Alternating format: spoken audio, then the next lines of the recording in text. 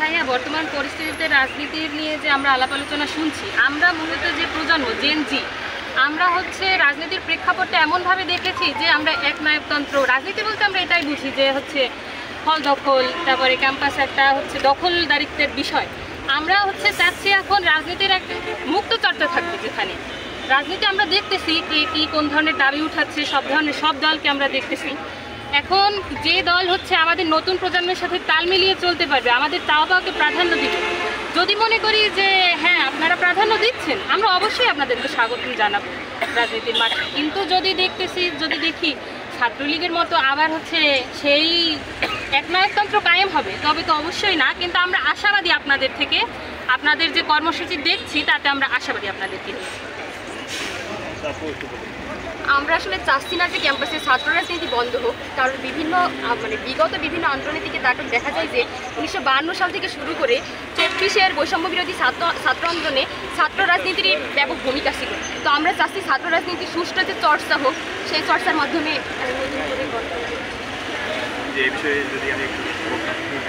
যে ছাত্র রাজনীতি বলতে বা আমাদের যে রাজনীতি, আমরা সেই রাজনীতি চাই না যে এটা ছাত্রলীগ কায়েম করছে, অথবা ছাত্রলীগ যে দুর্নীতি করছে, অথবা ছাত্রলীগ যে মারকাট যে রাজনীতি করছে, তো এইটা চাই না। তো রাজনীতি যদি হয় এমন যে দেশপ্রেমের জন্য রাজনীতি, সেইটা আমরা চাই।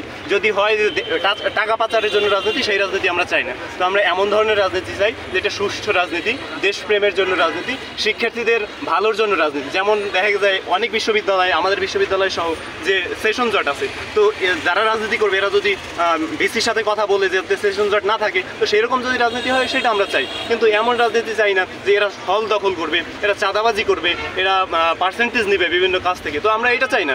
আমরা চাই একটা ভালো একাডেমিক বিল্ডিং হোক, ভালো হল হোক, অনেক বেশি বেশি হল হোক, শিক্ষার্থীরা আবাসিক থাকুক, সেখানে র্যাগিং না হোক, সেরকম রাজনীতি চাই। তো আমরা চাই যে নতুন, যেহেতু আমরা বাংলাদেশকে দ্বিতীয়বারের মতো স্বাধীন করেছি, তো সেই ক্ষেত্রে যাতে আমাদের এই স্বাধীনতা রক্ষা হয় এবং আমরা স্বাধীনভাবে কথা বলতে পারি, আমাদের কথা যাতে, মুখের কথা যাতে কেউ কেড়ে না নিতে পারে বা আমাদের উপর কারো যাতে মতামত চাপিয়ে না দিতে পারে। তো এইরকম যদি রাজনীতি হয় তাহলে আমরা সেই রাজনীতি চাই, কিন্তু অন্যরকম রাজনীতি আমরা চাই না।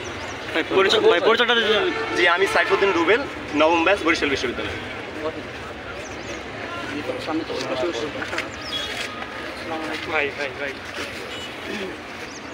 আমরা 2008 সাল থেকে দেখছি যারাই ছাত্র রাজনীতি করছে সবাই মোটামুটি আপনার খুন খারাপ, চাঁদাবাজির দিকে সবসময় লিপ্ত ছিল। তো আমি একজন সাধারণ শিক্ষার্থী হিসেবে চাচ্ছি যে আমি আপনাদের যে আপনার যে ছাত্র রাজনীতি, সেটা আমি চাই। এখন রাজনীতি চান না? ছাত্র রাজনীতি আমি চাই না। এই জন্য কি জন্য চান না? আমরা একটু যেই লঙ্কা যায়, সেই লঙ্কা সে হয় রাবণ, এরকম না? হ্যাঁ, যে আসে সেই খুব একেবারে খুব কথা বলে, ভালো কথা বলে, কিন্তু যখন সে যখন চলে আসে তারপরে সে তার মতোই করেই কাজবাজ করে, যেটা আমরা খুবই না। রাজনীতি বন্ধ করলে কি সকল সমস্যার সমাধান হয়ে যাবে? আবার যদি কোনো পরাজিত শক্তি আবার পুনরায় খুনি হাসিনার মতো ক্ষমতা দখল করতে চায়, সে বিষয়ে আমাদের একটা রাজনৈতিক প্ল্যাটফর্ম দরকার আছে না? রাজনীতি বন্ধ বলতে ছাত্র রাজনীতি থাকবে, কিন্তু রাজনৈতিক দলের যে দলীয় রাজনীতি, সেটা আমরা চাচ্ছি না। তাহলে তো এমনি ছাত্র সংগঠন হিসেবে তো বেশিরভাগ ছাত্র সংগঠন তো একটি মাদার সংগঠন, দলীয় ধারা আছে।